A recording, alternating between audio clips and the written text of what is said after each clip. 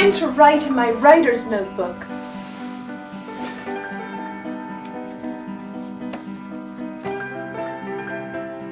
My pot of ink is ready, and my pen.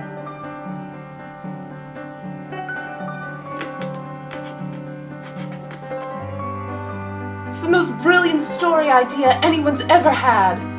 Good thing I have it written down in my writer's notebook. A 2020 winking owl. Vintage. Gross.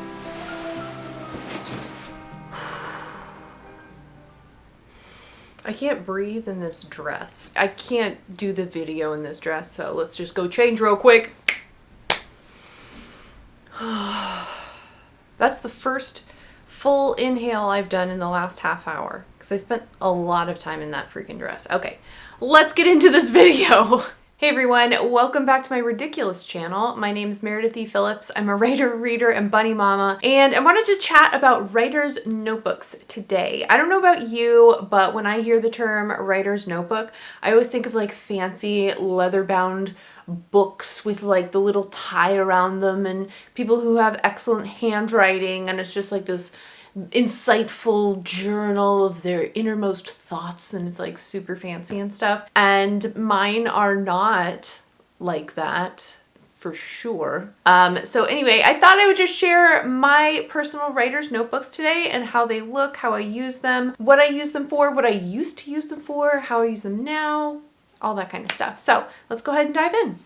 Okay, so this was my very first writer's notebook. I don't remember where I got it from. It was just a notebook that was lying around my house. I had an idea and I started writing in it. This was from 2016 when I had that very first story idea that turned into a disaster, but we won't talk about that. And I just started writing in it and filling pages with ideas and all kinds of stuff. I have cut out handprints that have been colored in. This is a really important thing that you will want to make sure that all your writer's notebooks have.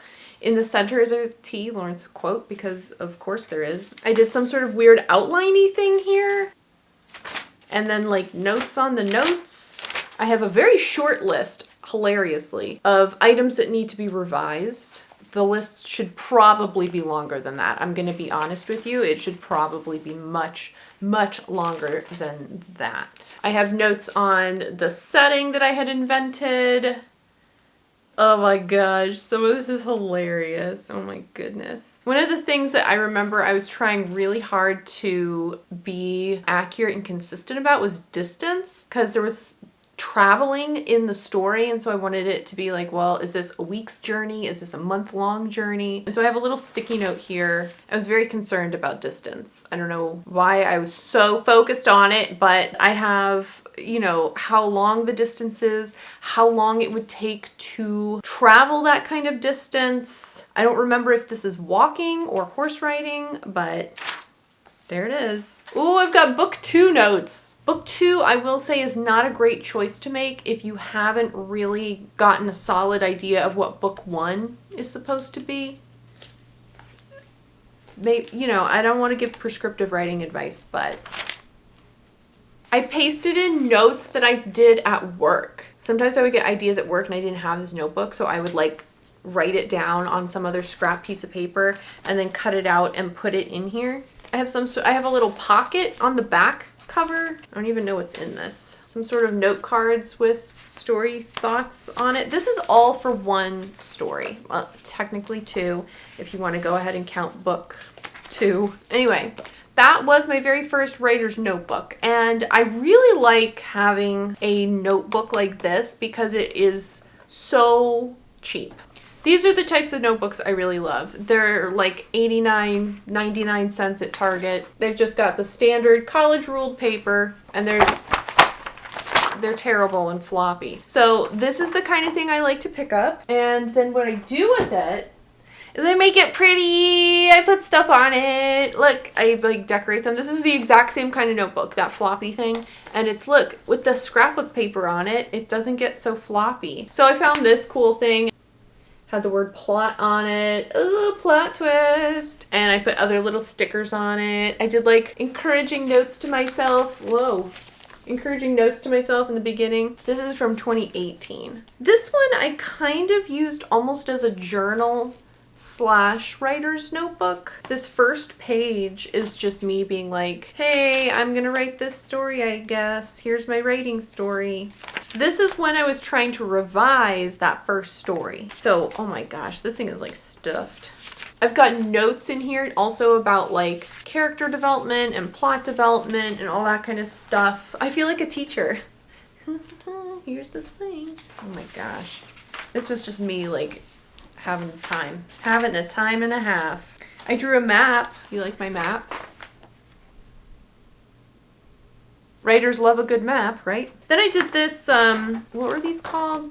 Plot embryos. Do you remember these? They're still a thing. They're not like old, but the idea's been around for a minute. Plot embryos on plot embryos on plot embryos for like 25 characters, because obviously your story needs 13,000 people in it. That won't make it more difficult for yourself at all. I wrote a whole thing on the background of this fake country. This was back when I was writing like fantasy. Your girl just went for it. This didn't help at all, by the way. Ooh! I had to devise a train system, a network of railroads. I drew a picture of trains for myself because I guess I didn't know what trains looked like, so I needed a reference picture. I don't know why I needed to detail that for myself, but you know what? There it is. I had notes on 3-act structure in the back here. I was trying with this one to be more intentional on like having sections. I have all these little tabs along the side and they all mean something. I don't remember what they mean. But I was trying to have different sections for like the setting and the characters and the world and like all this other stuff, the magic system. Because obviously fantasy, you gotta have a magic system. So anyway, that was that one. That book was a total fail, by the way. Then look at this one. Okay, first of all, let's admire my cover design here.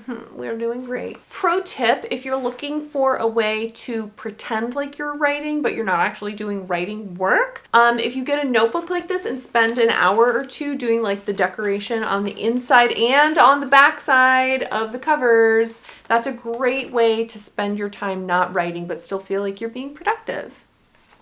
You come here for the pro tips, I know.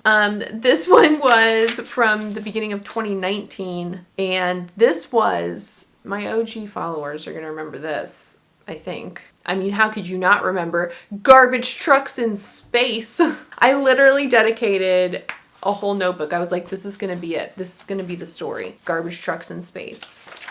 I have a lot of notes for Garbage Trucks in Space, you guys. Like, it's kind of ridiculous. But I was very excited about that story until I realized if it was in space, I was gonna have to write space stuff, and I don't really know anything about space. I also don't want to know very much about space because what a yawn fest. Like, I do not care. So yeah, that was a little bit of a fail. But I was originally doing writer's notebooks where every new idea I had, I was doing a new notebook, which is a little much. That's a little much. I don't know if I would totally recommend that. It's fun having a separate notebook when you're really, really set on an idea and you want to have a whole space dedicated to that one idea. But having a new notebook for like every random idea I had probably was not the best choice. Then in this notebook, again, like, come on, it's so cute. This one was the notebook I used when I did that podcast that I talked about in this video. Tim Clare's Couch to 80K Bootcamp podcast writing exercises thingamajig. And I was doing the exercises and, you know, this was my notebook for doing that. Then I also started to use this for a sort of brainstorming story prompt exercise type thing. I did a video on this, guys. It's like my second or third video I ever did, maybe a little later than that, but I'll link it here if you really want to go check it out. It's an older video, but it has an idea for how to create a story prompt for yourself. And so I was doing that in this notebook.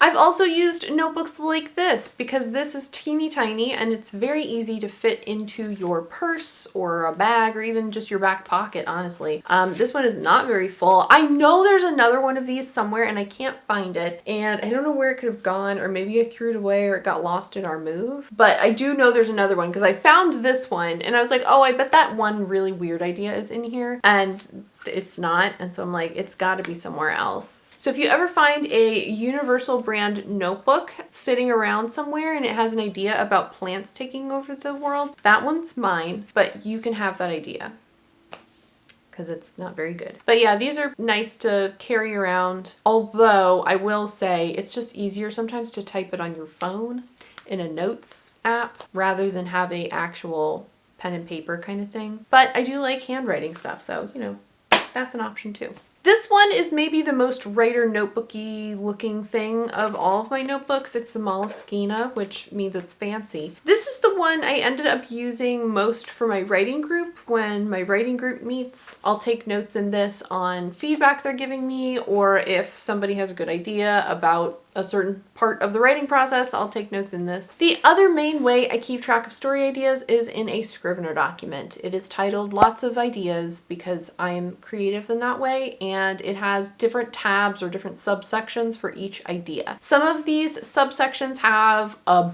bunch of information in it on this idea I've had. Other sections have very little. It's like one line.